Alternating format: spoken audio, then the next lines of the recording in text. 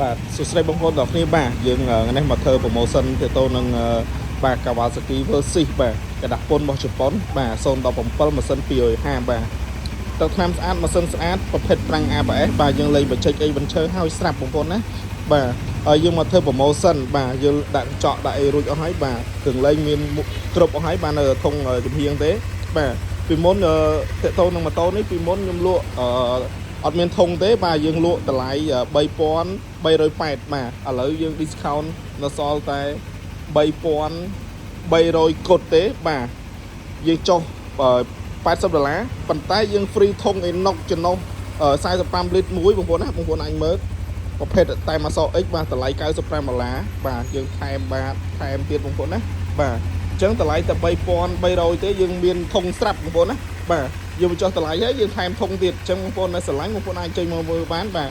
ទេតូនឹងហុង Kawasaki Versys ម៉ាស៊ីន250បាទបងប្អូនអាចមើលបានបាទតេតូភ្លើងយើងបើកឲ្យបងប្អូនមើលបាទបងប្អូនអាចមើលបានបាទបណ្ដាញចង់ញាក់បានតាមចិត្តណាបងប្អូនបាទអញ្ចឹងបងប្អូនដែលស្រឡាញ់បងប្អូនអាចចេញមកមើលបានបាទតេតូនឹងហុង